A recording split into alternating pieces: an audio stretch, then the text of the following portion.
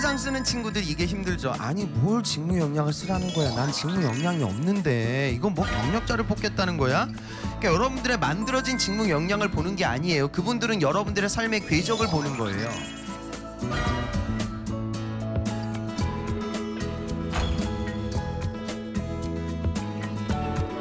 그 열심히 살았던 여러분들의 인생을 두 장으로 압축시키는 거예요. 그게 어찌하여 3시간 만에 돼요? 3시간 만에 되면 굉장히 잘못된 거 아니에요? 원래 처음에는 일주일이 걸리는 게 정상이에요.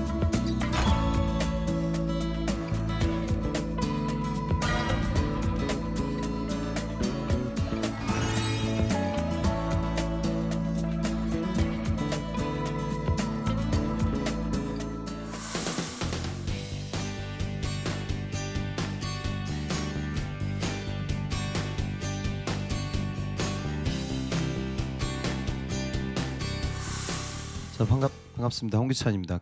오늘은 제가 취업 관련돼서 이야기할 거고요. 추상적인 얘기보다는 3월 공채 시즌이 지금 목전이니까 2달 동안 여러분들 준비해야 될 부분들 위주로 좀 말씀드리도록 할게요. 상반기 좀 집중해가지고 준비를 하셨으면 좋겠어요. 우선 처음 도전하시는 친구들이 좀 잘못 판단하는 부분은 이거예요. 그러니까 고등학교 때 대학 갔던 그 버릇들을 못 버리는 분들이 상당수거든요. 그러니까 우리가 대학교를 갈 때 제일 위에 어디가 있어요? 서울대가 있죠. 그 다음에 뭐 연대, 고대 이렇게 대학들이 나열이 되죠. 근데 이 대학들의 그 정원의 숫자는 그다지 큰 변화가 없어요. 비슷해요. 그러니까 내가 어느 정도 실력이니까 내 실력에 맞게끔 무슨 대학을 선택한다 이런 선택이 가능한데 지금 여러분들 아셔야 되는 게 지금 여기는 거기하고는 좀 시장이 달라요. 실제로 보면 채용 규모가 저 정도예요. 그러니까 우리가 알고 있는 메이저 기업들, 메인 기업들의 채용 규모들이 많고 아래로 내려가면 내려갈수록 채용 규모 자체가 줄어들어요. 스콥 자체를 높이기 위한 여러분들의 노력들이 이루어지겠지만 더 현실적인 건 확률이 높은 덩어리를 절대 버리시면 안 된다. 그럼 이제 뭘 해야 되냐면 여러분들이 지금 준비하셔야 되는 건 그래요. 그러니까 토익에 너무 목숨 걸지 않았으면 좋겠어요. 그러니까 3월 시즌 오픈되게 되면 어학 등급은 필요해요. 그러니까 여러분들 그렇게 보시면 돼요. 그러니까 그냥 까놓고 얘기해서 내가 만약에 내수 기업들, 그러니까 우리가 흔히 얘기하는 식음료, 유통, 패션, 뷰티, 자파, 주류, 통신, 포털 이런 내수 소비재 기업들에 내가 지원하는 문과생이다. 그리고 주로 영업, MD 뭐 이런 직구들을 선택한다. 그런 친구들은 스피킹 등급으로 치면 6급이나 IM 정도로 지금 가고 있어요. 그런데 내가 만약에 해외 영업이나 뭐 상사, 포워딩 이런 데를 써야 된다. 이공계인데 외국계 뭐 필드 어플리케이션 엔지니어, CS 엔지니어, 해외 기업들의 CS 엔지니어를 도전한다. 이런 친구들은 그거보다는 조금 올라가야겠죠. 그러니까 IH나 안 7 정도로 올라가는 게 합당하죠. 그러니까 삼성 같은 경우도 DS 영업 마케팅 여기는 거의 해외 영업이거든요. 그러니까 여기 지원하는 친구들은 지원 등급 자체가 IH나 7 정도로 올라가요. 그런데 한국총괄이나 상반기 때 뽑을 전자판매법인 이 정도 레벨은 6급 정도로 여러분들이 지금 입사가 이루어지고 있거든요. 그러니까 지금 해야 될 스펙과 하지 말아야 될 스펙들을 좀 여러분들이 분간하셔야 돼요. 지금 제가 오늘 말씀드리는 부분은 아주 전술적인 이야기를 할 거예요. 그래서 내가 타겟 설정은 어떻게 해야 되고 여기 타겟은 3가지입니다. 업계, 기업, 직무가 될 거고요. 그 다음에 그거에 맞춰서 구체적인 내 자소서 작성이 어떻게 이루어져야 하고 인적성 시험은 또 어떠어떠하게 공부를 해야 되고 면접은 또 어떠어떠하게 준비해야 되느냐 이 부분에 대해서 말씀드리도록 하겠습니다. 제일 중요한 건 여러분들 모두가 알고 있는 직무입니다. 그죠? 현대자동차 2번 항목이 뭐죠? 왜 현대자동차에 지원하냐 이거예요. 여러분들이 왜 현대자동차에 지원하죠? 현대자동차에 지원하는 동기는 없어요. 현차니까 가는 거잖아요. 초봉이 6천이니까 쓴단 말이죠. 근데 그 얘기를 쓸 수는 없잖아요. 제 학생 거기다 과감히 그 얘기를 적었어요. 현대자동차는 보상이 훌륭한 기업이라서 나는 가야 한다. 서류는 붙었는데 그 면접장 가서 떨어졌어요. 학생 그렇게 살면 안 된다고 떨어뜨려 버렸어요. 그러니까 그런 식의 논리는 합당치 못하잖아요. 그죠? 그럼 이제 자동차하고 여러분들의 연결고리를 잡기 시작할 거예요. 대부분의 학생들이. 자동차하고 연결고리가 잡히는 친구들은 애초에 정해져 있어요. 그러니까 내연기관을 공부했던 기계과 라인트레이서 같은 인베디드 프로젝트를 진행했던 전자과 얘네들만 자동차하고 연결고리가 잡히는 거고 원래 문과는 안 잡히는 게 정상이에요. 기아자동차도 그 항목이 있죠. 왜 기아자동차에 네가 가야 하냐. 기아자동차 여러분들이 왜 쓰죠? 현대자동차 좀 못 갈 것 같으니까 기아자동차 쓰는 거잖아요. 사실은. 그러니까 그런 동기는 없는 거예요. 근데 여러분들은 억지로 제품하고 고리를 걸어요. 내가 자동차 회사를 왜 가야 되지? 그리고 자동차하고 고리를 만들죠. 그래서 뭐 어머님이 과거의 차가 뭐 프라이드였다, 뭐 저기 해외 배낭여행 가가지고 현대자동차의 모습을 보고 가슴이 뿌듯해졌다, 뭐 이런 소리 한단 말이죠. 그러니까 그런 설득이 합당치 못해요. 여러분들은 자소서 쓸 때 대부분의 논리를 이렇게 펼쳐요. 당신네 회사는 굉장히 훌륭한 회사야. 앞으로 성장 가능성이 무궁무진한 회사야.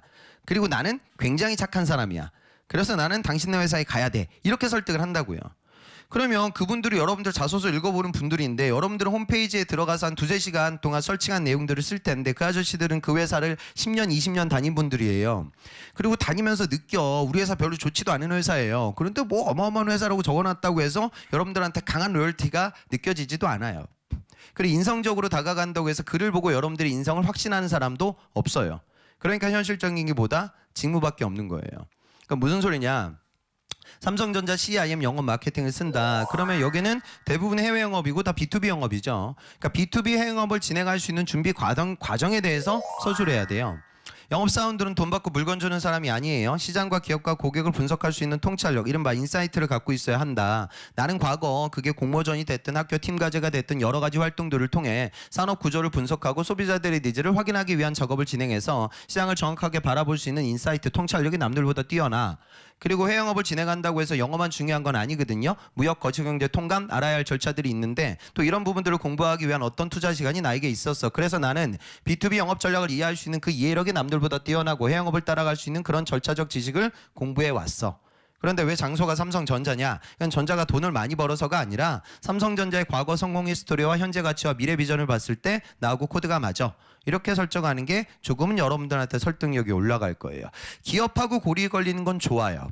근데 그건 내가 이 회사 제품과 서비스를 좋아하는 거, 내가 즐겼던 거, 많이 구매했던 거, 그건 고리가 아니에요. 내가 그 회사에서 인턴을 했어. 그 회사 경쟁사에서 인턴을 했어. 당신의 회사가 진행하는 공모전에서 상을 탔어. 뭐 이런 아주 특수한 경험이 있을 때만 그 기업하고 고리가 덜컥 걸릴 거예요. 대부분은 이게 안 걸려요. 그러니까 저는 직무 위주로 접근하라고 설명드립니다. 그래야 여러분들의 글이 차별화될 수 있단 말이죠. 항상 그런 관점에서 생각을 하세요. 그리고 여러분들이 이 지원 동기가 안 나오잖아요. 그럼 입사 포부도 동시에 안 나올 거예요. 여러분들은 포부를 쓰라고 하면 어떤 포부를 쓰냐면 여러분들의 포부를 안 적고 그 기업의 포부를 적고 있을 거예요. 세계로 뻗어나갈 현대자동차에 일조하겠다. 여러분들이 입사하지 않아도 걔네들은 세계로 뻗어나가요. 안 그럼 뭐라고 하죠? 열심히 하겠다. 안 그럼 뭐라고 하죠? 되게 열심히 하겠다. 항상 그렇게 써. 그러니까 글이 차별화 안 되는 거예요. 포부가 차별화될 수 있는 방법도 한 가지밖에 없어요. how가 들어가 있어야 돼요. 어떻게 잘하겠다. 응? 내가 전자공학을 전공했어. 그래서 학부 시절 열심히 공부하면서 회로도의 기본기 정도는 배웠어. 하지만 당신네들이 진행하고 있는 그런 고도화된 테크니컬 로드맵을 따라갈 수 있는 실력은 아직 나에게 부족해. 하지만 내가 한 가지 좀 열심히 했던 부분은 뭐냐면 회로뿐만이 아니라 인베디드 프로젝트, 캡스톤 디자인 설계 등등을 통해 회로하고 덧대일 수 있는 센서, 그 다음에 뭐 패키징, 통신, 이미지 이런 것들 하나로 묶기 위한 인베디드 과제를 열심히 한번 해봤어. 앞으로 우리 전자 메이커의 특징도 단순히 어떤 특정 회로도의 기술적 특징만 높이는 것이 아니라 4차 산업혁명 트렌드를 따라가기 위해서는 인베디드적인 개발 수요가 많을 것인데 내가 갖고 있는 이런 장점을 극대화시켜 나는 그 개발 요소의 핵심 인재로 거듭나고자 지금 이 자리에 앉아 있는 거야.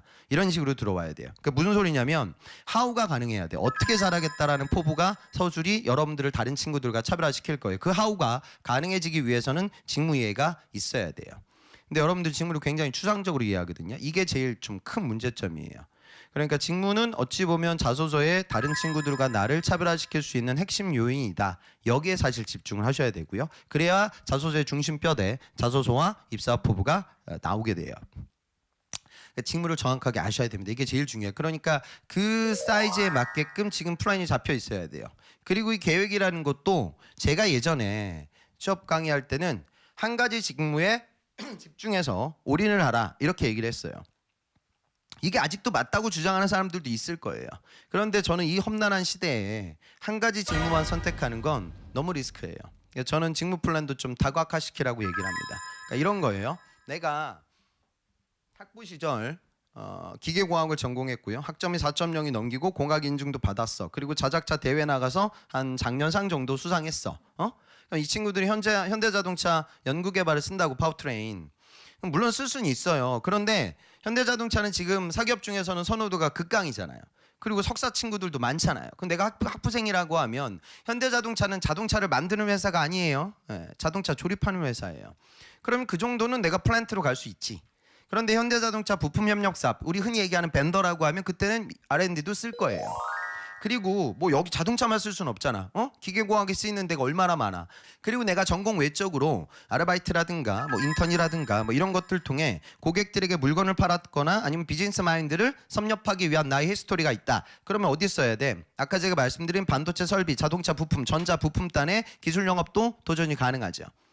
메인 자동차 메이커의 생산 공정과 관련된 플랜트직, 그리고 자동차 벤더의 연구개발 직군, 그 다음에 부품 소재 산업의 설비와 공정 파트, 그 다음에 외국계 기술 영업 직군에 대한 추가적 도전. 여기도 이 친구도 덩어리가 4개 덩어리잖아. 내가 웨스트 GTF 이런 해외 인턴 과정을 밟았어요. 여학생이에요. 경영 전공했고 무역 관련된 자격증을 땄어. 그럼 얘네들이 이제 어딜 쓸 수 있어? 상사 쓸 수 있잖아. 포워딩 쓸 수 있잖아. 그런데 지금 우리나라 상사들, 그러니까 뭐 포스코 대우, 그 다음에 뭐 한 삼성물산, LG상사 이런 기업들은요, 뭘 하냐면 프로젝트 오거나이징이 아주 중요한 사업이에요. 프로젝트 오거나이징이라는 건 이런 거예요. 내가 포스코 대우라고 하면 미얀마를 보는 거죠. 미얀마 시장이 지금 개방됐어요.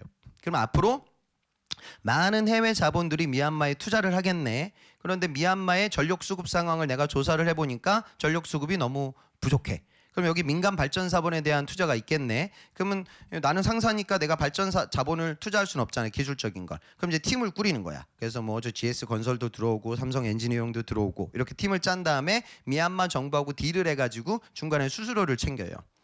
이 사업은요, 내가 1억 불짜리 딜도 나 혼자 할 수가 있고 100만 불짜리 딜도 나 혼자 할 수 있어요. 다시 말해 매출과 인적 네트워크의 상관성이 떨어져요. 이 소리는 뭔 소리? 많이 안 뽑아요.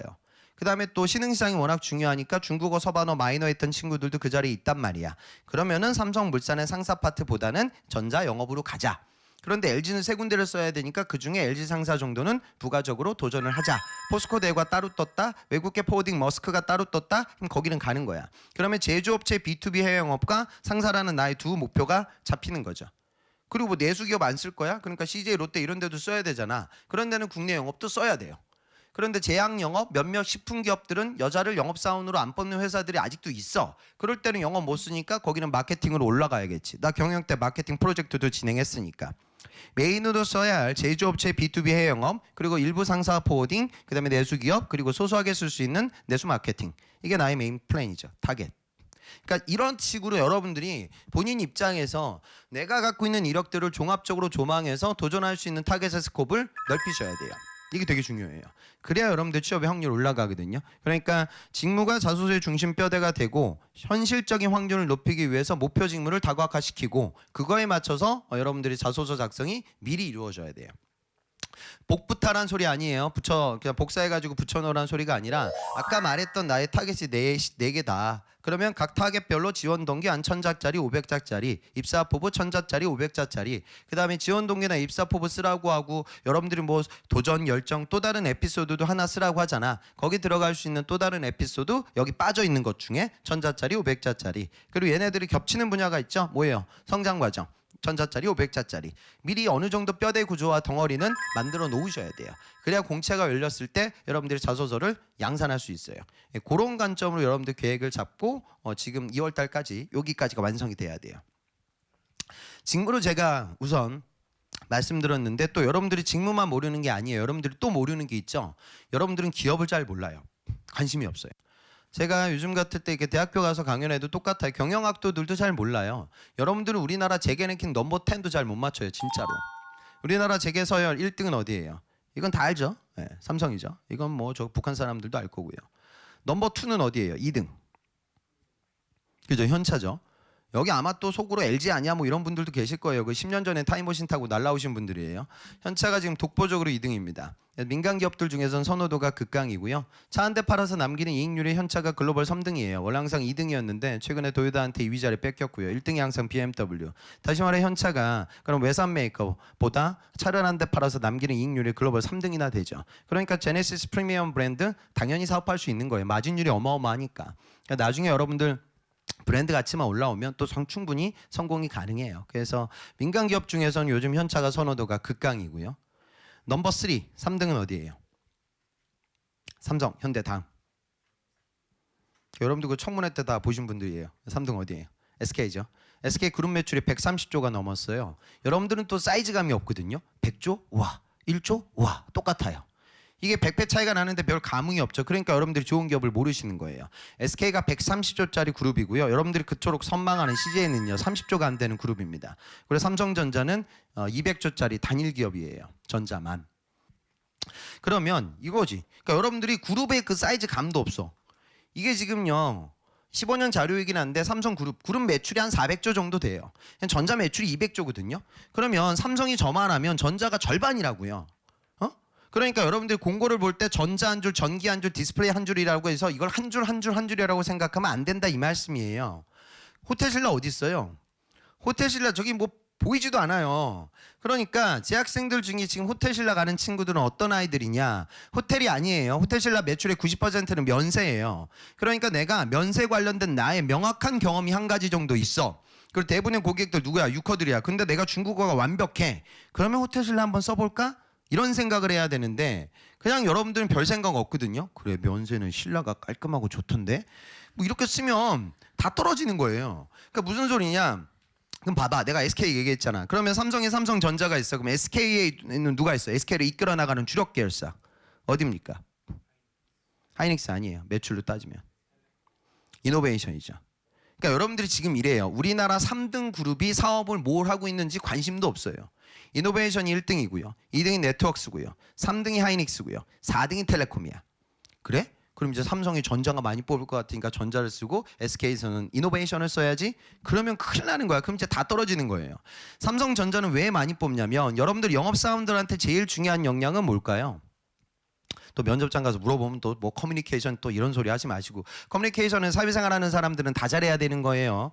영업사원들한테 제일 중요한 역량은 뭐죠? 제품 이해력이야. 내가 팔아야 할 제품을 명확하게 알아야 잘 팔 수 있잖아요. 삼성전자는 제품의 라인업이 굉장히 넓어요. 그러니까 가짓수가 많아지게 되면 여러분들 뽑는 거야. 그 다음에 지금 평택에 라인 투자하고 있잖아. 그 올 중순부터 양산할 거예요. 그러니까 상반기에도 많이 뽑을 거예요. 투자 금액이 우리나라 건국 이래 최대 규모예요. 15조짜리 투자예요. 그러면 삼성전자 이쪽으로 가게 되면 그러니까 무슨 소리냐면 전자로 가게 되면 그쪽은 또 채용 규모가 되게 많잖아요. 그죠? 그러니까 여러분들은 생각하실 때 중요하게 봐야 되는 건 이거예요. 여기는 라인 투자가 이루어지니까 그 라인을 셋업해야 될 인력들이 필요한 거죠. 그러니까 대졸공채가 많이 흡수되고 있는 거예요. 그런데 SK이노베이션은 뭐 하는 회사예요? 다운스트림 기업이에요. 원유를 수입해서 정제해서 가솔린으로 파는 회사예요. 그러니까 기름 파는 회사예요. 그러니까 여기는 무슨 뭐 기름이 뭐 1세대, 2세대 이런 거 없잖아. 그러니까 물론 공정 라인의 변화가 있겠지만 그 변화의 폭은 제한적이에요. 라인 변화가 별로 없어요. 그리고 유통 라인의 변화도 별로 없어요. 그러니까 많이 안 뽑는다고요. 그럼 이제 거기는 많이 쓰면 안 돼. 그럼 어딜 써야 돼? 이공계라고 하면 하이닉스를 생각할 수가 있는 거고 그다음에 문과라고 하면 텔레콤을 생각할 수 있는 거죠. 거기가 규모가 크니까. 그러니까 여러분들이 고등학교 때 대학교 갈 때는 얼마나 많이 고민해요. 그죠? 내 성적 하나하나 다 꼼꼼히 뒤져보고 수시 채용 전형들 꼼꼼히 살펴봐서 어느 대학이 나한테 그나마 유리할까 이런 선택을 했던 여러분들인데 채용 공고 볼 때는 한 15분 고민해요. 확 보다가 그 SK 쓸 데가 없네? 아, 그치. 11번가 있다. 여기 써야겠다.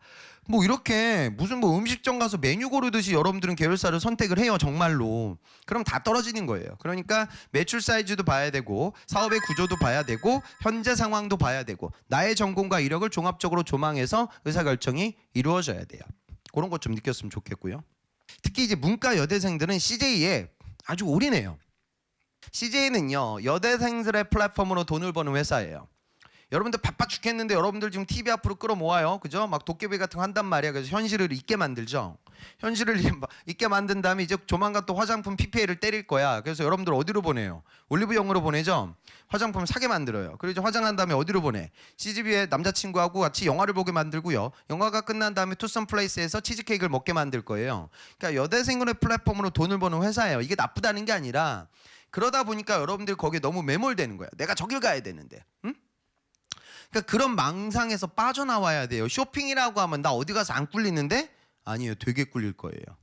그러니까 그 전공을 했던 친구들, 인턴, 자격증, 공모전, 서포터즈, 알바했던 친구들은 치천에 널려 있어요. 업계를 볼 때는요. 직무 취업 전략은 이게 제일 중요해요. 직무는 아까 말씀드렸다시피 깊이 있게 이해하는 거고요. 업계 보는 스펙트럼은 과감히 넓히셔야 돼요.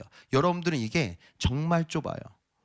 그러니까 여러분 볼까요? 삼성전자를 지원하는 친구들이 LG전자 안 쓰는 애 있어? 쓰잖아. 그러면 CJ를 내가 지원한다. CJ 기획을 쓴다. 그러면 CJ하고 그룹 사이즈가 도찐개찐하는 기업들을 써야 되잖아. 어디가 있냐면 대림하고 부영이 있단 말이야. 대림 이번에 하반기 때 많이 뽑았어요. 그럼 여러분들 대림도 안 써. 대림? 나 옛날에 대림 아파트 살았는데 다 사라진 거 아니야? 뭐 이런 말도 안 되는 소리 한단 말이야. 대림에서 짓는 게 뭐예요? 이편한 사장이죠. 우리나라 도급순위 5위 6위권의 메이저 건설사고 건설사 중에서 연봉은 제일 높은 수준이에요. 솔직한 얘기로 저 CJ보다 한 1,000만 원은 더 줘요. 근데 여러분들 대림만 가도 안 써요. 그리고 또 뒤에서 이상한 소리예요. 야 대림 어묵 아니야 어묵?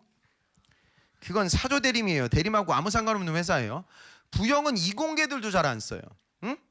얼마 전에 여기 삼성생명 사업 그 부영에서 매입했죠. 제주도에서 호텔 사업도 하고 있고 임대주택 우리나라 최강자고 아주 좋은 회사예요. CJ급 회사라고요. 근데 여러분들은 부영만 가도 안 쓰는 거야. 이게 대학생들의 특징이에요.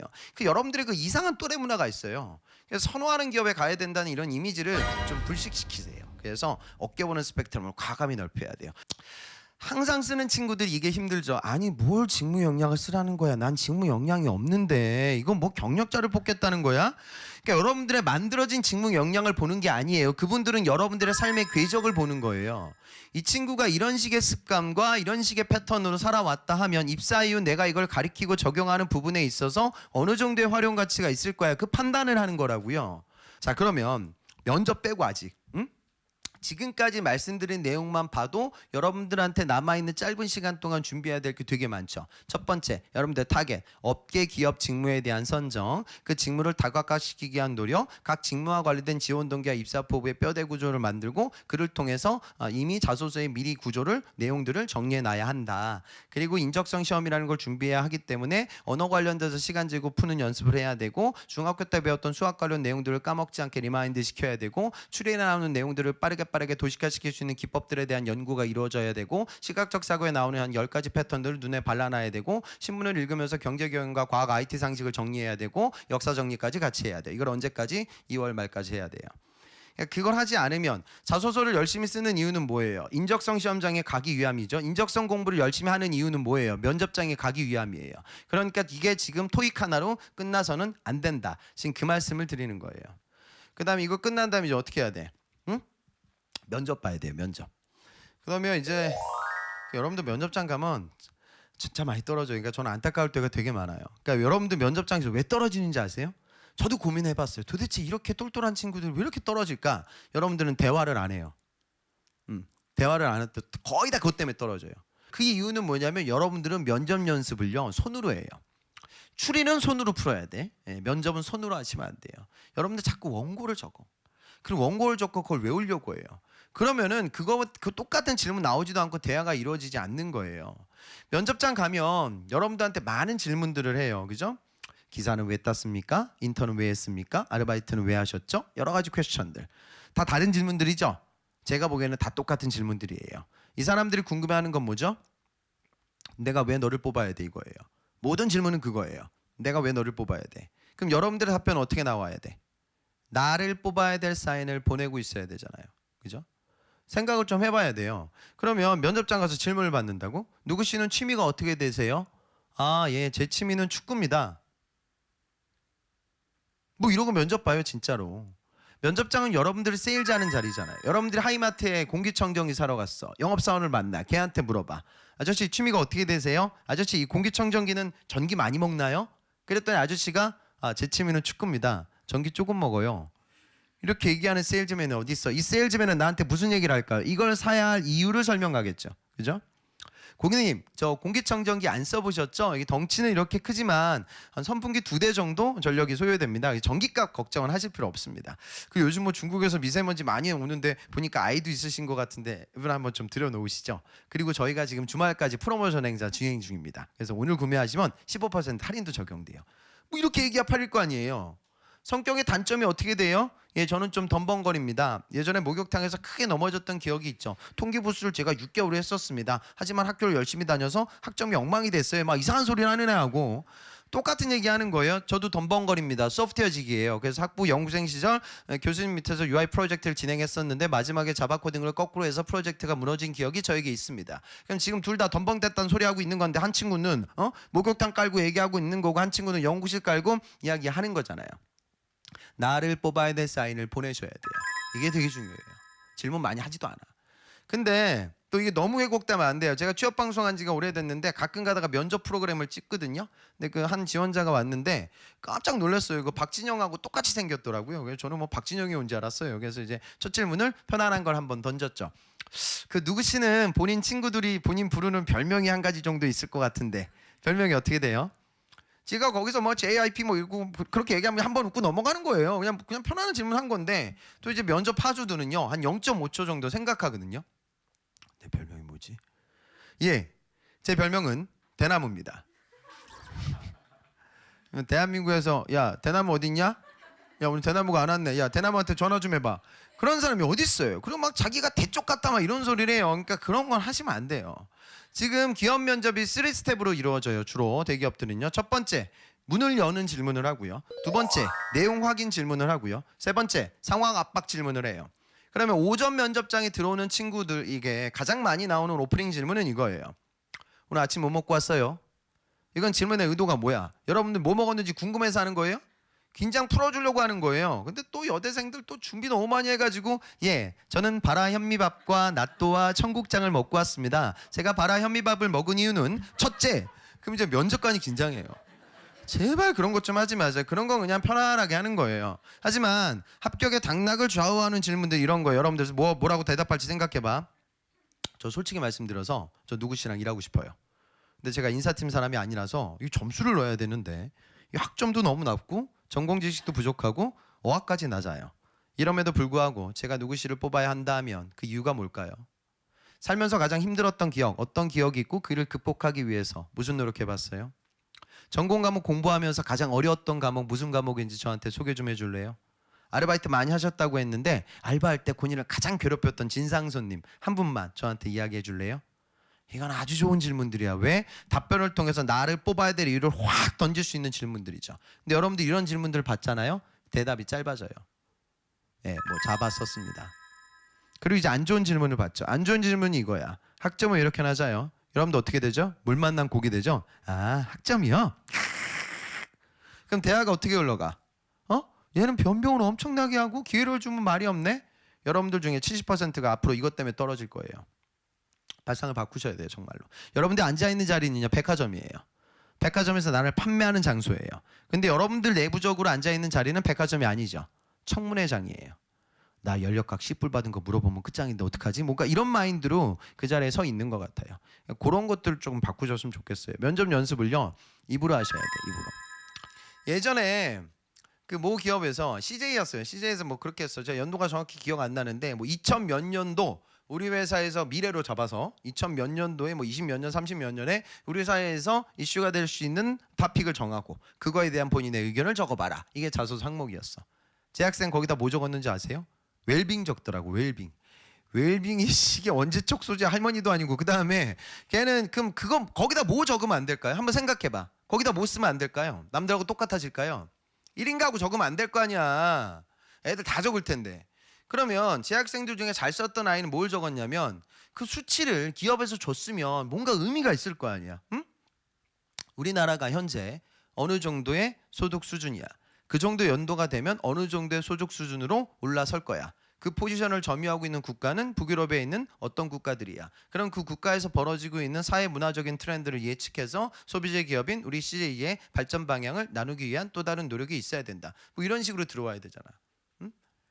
그때 웹툰이 한참 인기 있을 때 CJ ENM 자소서 항목이 그거였어. 지금 문화 장르 중에 가장 눈이 가는 장르를 선택하고 그거에 대한 의견을 적어봐라. 그럼 거기다 웹툰을 쓰면 안 될 거 아니야. 애들 다 쓸 텐데. 그러니까 항상 이런 식이에요. 그러니까 여러분들이 어떤 항목을 적으라고 할 때 들어가서 서너 시간 정도 서칭을 할 거예요. 그러면은 뭔가 올 거야. 아 이건데? 그럼 그건 쓰면 안 돼. 예, 그건 딴 애들 다 쓸 거예요. 그러니까 미리미리 그런 토픽들도 좀 보고 앞서 제가 말씀드린 신문을 보기 위한 노력들을 하면 전체적인 이 경쟁력이 올라가요. 그리고 조금 더 기술적인 얘기를 하면 요즘 PT 면접을 많이 보죠. PT 면접이 막 이런 게 나와요. 그러니까 무슨 소리냐면 예를 들어 네가 국내에서 전자제품을 파는데 지금 모의기업 그냥 기출자 그대로 불러드리는 거야. 네가 국내에서 물건을 팔아야 되는데 요즘 많은 소비자들이 해외 직구로 물건을 구매하고 있어. 그런데 해외 직구로 사면 당연히 우리보다 싸. 30% 싸. 그런데 여기는 배송 기간이 한 20일 가까이 걸려. 근데 우리한테 물건 구매하면 이분들은 3일 만에 물건 받을 수 있어. 그리고 해외에서 물건 사게 되면 AS 기간이 1년이야. 그런데 우리는 2년 해줘. 그리고 우리는 무상 설치 기사를 보내줄 수 있는 옵션이 있어. 이런 걸 제가 지금 말씀드렸다시피 이렇게 떠먹여 드리지 않아요. 데이터로 줘요. 보고서, 그래프, 그다음 이런 양식으로 줘요. 그럼 여러분들이 데이터를 그 짧은 시간 동안 빠르게 속독해가지고 이 조건을 리딩해야 돼. 그 다음에 문제가 나와. 현 상황에서 우리가 해외 직구에 고객을 뺏기지 않기 위한 IMC 전략, 마케팅 커뮤니케이션 전략 짜봐라 이렇게 준다고요. 이런 거 지금 여러분들 해야 돼 이제 면접장 가서. 그러니까 평상시 이게 뭐 전공이 비상경계라고 해서 여러분들 중에 뭐 기획, 마케팅, MD, 영업 쓰는 친구들한테 이런 거 준단 말이죠. 그다음에 지금 창의성 면접도 이런 거 막 나와요. 뭐냐면 케이스 1. 지구의 자전 속도가 늦어져서 하루가 100시간이 됐다. 케이스 2. 전 세계 수많은 지구인들이 스마트폰에 중독되어져 있다. 이 두 가지 상황을 고려해서 우리 회사가 끌어나갈 수 있는 신규 IT 서비스 방안을 기획해봐라. 이런 건 이공계들한테도 시켜. 그러니까 여러분들이 좀 또 해야 되는 게 뭐냐면 할 게 계속 많아지고 있는데 그 성공 사례 같은 걸 좀 알아두세요. 마케팅 성공 사례. 그러니까 여러분들 거기서 무언가 여러분들만의 의견 개진을 하게 될 텐데 그 의견에 논거가 따라 붙어 여러분들 격이 올라가요. 그냥 그런 관점에서 좀 생각을 해 보셨으면 좋겠습니다.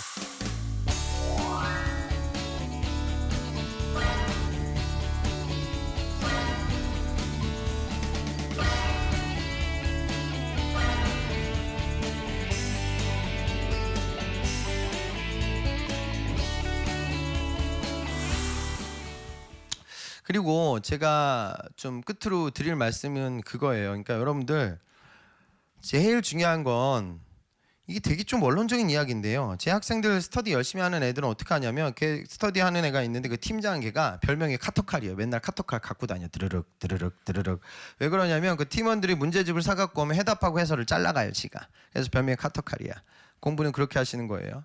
얘네들은 팀원들은 해설이 없어. 그러니까 이제 집에서 풀어보고 진짜 모여가지고 디스커션 하는 거야 순수하게. 아니면 또 여러분들 해답 보고 다 풀잖아. 그 얘네들은 스터디를요 토요일 날 아침에 해요. 왜? 그래야 금요일 밤에 놀지 않아요. 그래서 토요일 아침에 딱 모여서 그냥 한 회분을 모의고사 한 회분을 시간 재고 그대로 풀어 이렇게. 응? 그럼 이제 2시간 반 정도 걸린단 말이야. 여러분들 절대 집에서 혼자 못해요 힘들어서. 그럼 이제 강제적으로 딱 시간 재고 푸는 거야. 그 다음에 이제 12시 정도 되잖아. 그럼 이제 원래 점심 먹었는데 카터칼이 요즘 점심도 못 먹게 한대요. 야 점심 먹으면 분위기 안 좋아져 먹지 마. 이제 아메리카노 한 잔 더 먹고 바로 7명 중에 단 한 명이라도 틀린 문제가 나오면 하나하나 찝어 나아가요. 그러면 3시간이 더 걸려요. 그럼 스터디가 3시 정도 끝나요. 그리고 이런 식으로 2달을 돌려요. 그럼 여기 나와 있는 적성은 다 마스터예요. 그리고 여러분들하고 붙을 거예요. 예, 그럼 여러분들 떨어져요 정말로. 그러니까 여긴요 취업은 그래요. A 받나 F 받나 똑같은 거예요. 여긴 무조건 A 플러스만 성공이에요. 여러분들 학교 다닐 때 A 플러스 한 번은 받아봤을 거 아니에요. 여러분들 그때 어땠어요? 다른 친구들과 달랐죠? 여러분들 레포트 해피캠퍼스 들어가서 뚝딱뚝딱 편집해서 그거 편집해가지고 내면 A 플러스 나와? 안 나오잖아. 여러분들의 인생을 그 열심히 살았던 여러분들의 인생을 2장으로 압축시키는 거예요. 그게 어찌하여 3시간 만에 돼요? 3시간 만에 되면 굉장히 잘못된 거 아니에요? 원래 처음에는 일주일이 걸리는 게 정상이에요. 여러분들은 제 강의를 들어도 야, 저 아저씨가 아무리 저렇게 얘기해도 나는 토익을 1월 달까지 만들어야지. 900을 넘길 거야. 그다음 2월 달에 뭐 이런 걸 하라고 하니까 저걸 공부한 다음에 3월 달에 자소서를 쓰면 승리하겠지. 그럼 이제 어떻게 되죠? 이번 달까지 900을 못 넘길 거예요. 그러면서 딜레이 되면서 다 망하는 거야. 그러니까 뭐든지 계획은요 병렬로 잡아야 돼. 동시에 진행되고 있어야지. 이게 왜냐하면 순차적인 절차이기 때문에 하나를 만약에 망하게 돼도 다른 것들 여러분들 챙겨 나갈 수 있게 세부 계획을 잡도록 하세요. 그리고 여러분들 지금 라이프 사이클을 앞으로 당기세요. 현대는요 7시 좀 넘으면 시험이 시작돼요. 인적성 시험이요. 그러니까 여러분들 그날 5시에 일어나야 돼요. LG만 오후에 보고 모든 기업들이 오전에 봐요. 근데 취준생들의 특징이 자소서를 무조건 밤에 쓰거든요. 낮밤이 완전히 바뀌어요. 그러면 제가 장담할 텐데 7시에 그날 갑자기 5시에 일어나가지고 현대 인적성에 가서 여러분들 자료 해석 보잖아요. 여러분들 평상시보다 더 못 풀 거예요. 정말로 그래요. 그러니까 제발 밤에 쓴다고 해서 자소서 도와지는 것도 아니니까 앞단으로 좀 끌어올리도록 하세요. 그래야 전체적으로 여러분들이 좀 성장이 가능할 겁니다. 그래서 전체적으로 앞서 말씀드렸던 타겟 설정, 그 다음에 자소서, 인적성, 면접에서 짧은 시간이지만 제일 중요한 거 순으로 좀 말씀을 드렸습니다. 그래서 요거 위주로 좀 꾸준히 진행을 해보도록 하죠. 그리고 짧은 시간이지만 좀 건승하셨으면 좋겠고요. 그리고 전체적으로 다들 힘들어요. 그런데 상반기 공채는 제가 보기엔 괜찮고 실적이 좋은 기업들도 있으니까 자신감 갖고 도전해 보셨으면 좋겠습니다. 그럼 오늘 수업은 여기서 마무리 짓죠. 수고하셨습니다.